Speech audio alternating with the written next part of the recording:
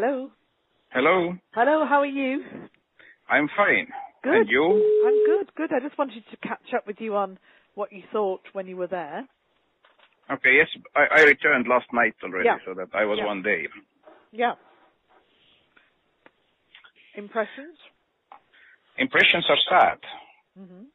I met with representatives of Regions Party, also new coalition representatives, and also civil society. There is this lady called Olga, who is the head of the doctors. Olga. Yes, Yeah, you know her. Yeah, I do. Yes, so that, well, my impression is in this sense sad that there is, well, no trust towards also these politicians who will return now to the coalition. Well, people from Майдане and from civil society, they say that they know everybody who will be in new government. All these guys have dirty past. Yeah.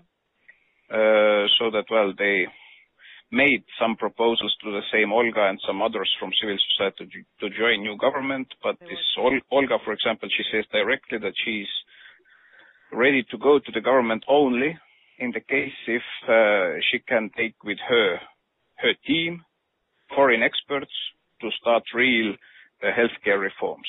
Yeah. So that, well, basically it is that the trust level is absolutely low. Mm-hmm. On the other hand, all these security problems, this integrity problems, Crimea, all this stuff. Mm-hmm. Regions Party was absolutely upset. They say that, well, they accept this, that now there will be new government and there will be extraordinary elections, but there is enormous pressure against the members of parliament, that there are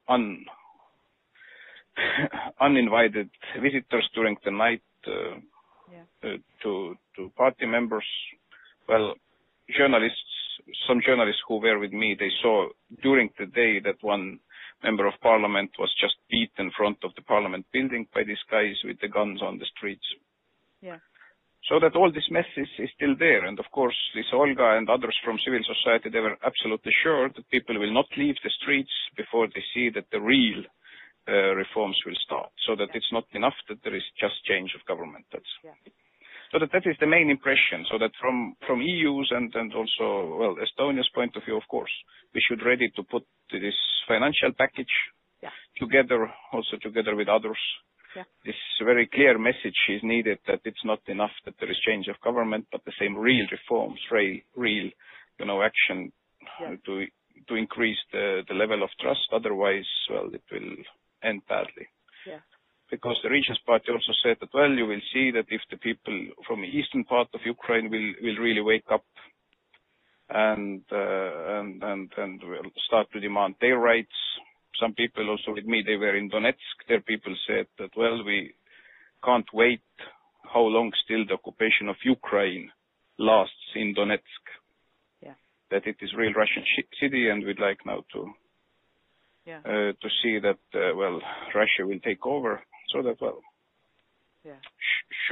short impressions. No, very, very interesting. I've just had a big meeting here with Olli Rehn and the other commissioners to talk about what we can do. I mean, we're working on financial packages, short, medium, long term, everything from how we get money in quickly, how we support the IMF, and how we get a kind of investment packages and business leaders and so on. On the political side, we've worked out resources we've got, and I offered to civil society and to Yatsenyuk and Fishko and everybody I met yesterday.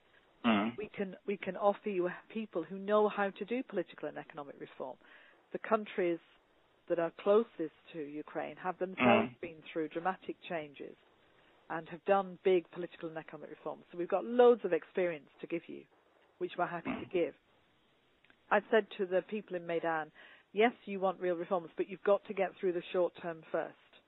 So you need to find ways in which you can establish a process that will have anti-corruption at its heart, that will have people working alongside until the elections, and that you can be confident in the process. And I said to Olga, you may not be health minister now, but you need to think about becoming health minister in the future, because people like you are going to be needed to be able to make sure that happens.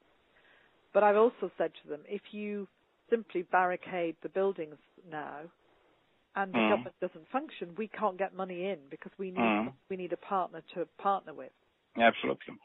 And I've said to the the opposition leaders shortly to become government, you need to reach out to Майдан. You need to be, engaging with them. You also need to get ordinary police officers back on the streets under a new sense of their role, so that people feel safe. I said to the Party of the Regions people, you have to go and lay flowers where the people died. You have to show that you understand what has happened here. Absolutely. Because what you're experiencing is anger of people who've seen the way that Yanukovych lived and the corruption, and they assume you're all the same.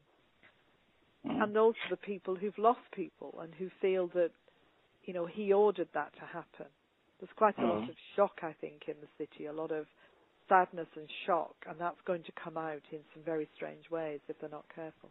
So I think all of this we just have to work on. So we've done a big meeting here today to try and get this in place. But but very interesting, your observation.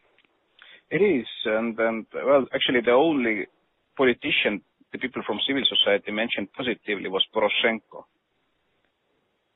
Yeah.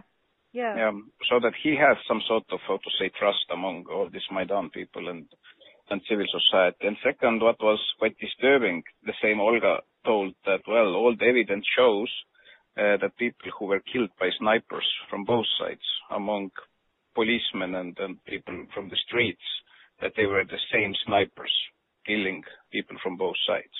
Well, that's.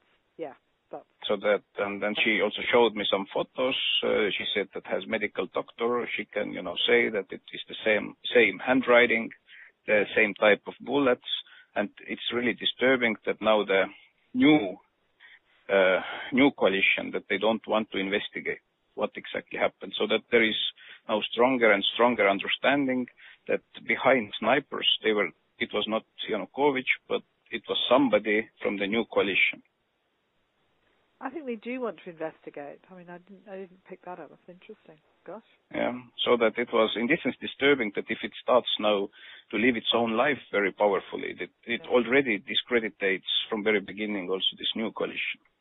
I mean, this is what they've got to be careful of as well, that they need to demand great change, but they've got to let the RADA function. If the RADA doesn't function, then it's complete chaos. So that it's all, being an activist and a doctor is very, very important, but it means you're not a politician. And somehow they've got to come to a kind of accommodation for the next few weeks with how the country's actually going to run. And then we get the elections and things can change. And that's, I think, going to be quite important. I'm planning to go back early next week, probably on Monday. It's really important that now people from Europe and also West show up there, so that it's absolutely. Well, Miroslav's going with the Visegrad group on Friday, Saturday. William Hague's going Sunday. I'll be back again Monday. Yes, I heard also that Canadian minister is going on Friday, and yesterday also William Burns was there. So we met. I saw Bill. Yeah, we met also with Burns there in Kiev yesterday. Yeah, good. Yeah, I didn't know John Bird was going. I'll get hold of him. Okay, my friend. Great to talk to you. Stay in touch. Thanks for these comments, and wish you, nice Australia. Yeah. What? Nice Australia. Enjoy. I am not going to go. I've got to delay it because I'm going to do more Ukraine instead. Okay, good. All right, my friend. Okay. Speak to you soon. Thank you, care. and all the best. See you. Bye. Bye.